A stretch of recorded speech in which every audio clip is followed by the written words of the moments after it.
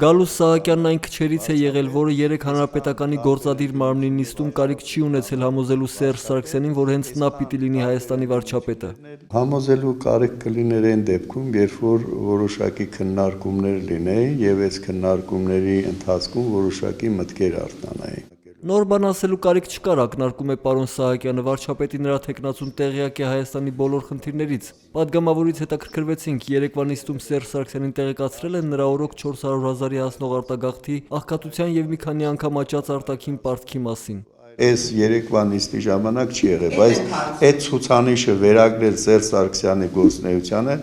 ես դրան համաձայն չեմ։ Որպես ներքին կյանքում Սերժ Սարգսյանի ձեռքբերում Գալուս Սահակյանն առանձնացնում է սպորտում եւ երաժշտության բնագավառում մեր նվաճումները, նաեւ այն, որ մեր բանկերում քաղաքացիներն ունեն տրիլիոն դրամներ։ Այդ ամենի մասին ժողովրդին տեղյակ կպայեն հենց պաշտոնապես առաջադրեն Սերժ Սարգսյանին։ Երբեք մի մտածեք, որ հանրապետության եղած կամ չեղած գործերով ինչ որ մեկ անձը պիտի կարողանա պատասխան տալ։ Խնդիրը դրանում չէ, թե ինչ հարցեր կարելի է լուծել ու չի լուծվել։ Խնդիրը նրանում է, թե մենք ունենք որևէ մոտեցում անձի նկատմամբ, որը կկարողանա հետագայում լուծել այն խնդիրները, որոնք անհրաժեշտ են մեր հանրապետությանը։ Այդ տեսակետից մենք առաջարկել ենք Սերժ Սարգսյանին։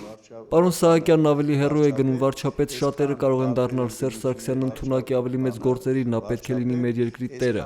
Մեր երկրին տեր է անհրաժեշտ, իսկ մեր ժողովուրդը տիրոջ անունը չի տալիս։ Եթե վարչապետ ենք առաջարկում Սերժ Սարգսյանին, բնականաբար իրան եմ տեսնում։ Երբ ես ասում եմ տեր,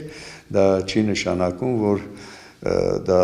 այնպիսի մի պաշտոն է, որ ինչ ուզենա նա կկարողանա անի։ Ես ասում եմ տեր լինի, այսինքն մարդ լինի, որ տերություն անի բոլոր գործերին։ Մարգարիտ Եսայանը չի մասնակցել գործադիր մարմնի նիստին, սակայն հանրապետականի խորհրդի նիստին կմասնակցի, այնքան ուրախ է, որ վարչապետ է դառնալու Սերժ Սարգսյանը, որը լուծելու է այն խնդիրները, որոնք չի լուծել։ Սակայն գուցե տիկին Եսայանը Սերժ Սարգսյանին տեղյակ պայի, թե վերջինիս նախագահության օրոք քանի մարդ է արտագաղթել Հայաստանից, ինչքան է աճել արտաքին պարտքն ու աղքատությունը։ Կարծում եմ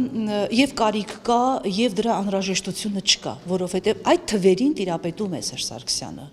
Ինքը տեղեկացված է։ Նաև այդ պատճառով է տիկին Եսայանի Սերժ Սարգսյանը համաձայնվել դառնալ վարչապետ, սակայն վերջին 10 տարին բավարար չէր, որպեսզի Սերժ Սարգսյանը լուծեր այն խնդիրները, որոնք միայն ավելացան։ 30 տարին էլ բավարար չէ, հայտարարում է հանրապետական պատգամավորը։ Մենք եկանք այստեղ, այս կետին հասանք 30 տարի հետո Սովետ միության քանդված իրավիճակից, մենք նոր սովորեցինք ինքնուրույն աշխատել, ինքնուրույն պետություն ղեկավարել, մեր վզին մնացել է Արցախյան խնդիրը։ Իդեպ անդրադառնալով Մերժիր Սերժին շարժման այն քայլին, որ ապրիլի 17-ին պատրաստվում է արգելափակել հանրապետական պատգամավորների տները վարչապետի թեկնածուի քվեարկությունը տապալելու համար, տիկին Եսայանն ասում է, դա իրենց հանդեպ բռնի ուժի կիրառում է։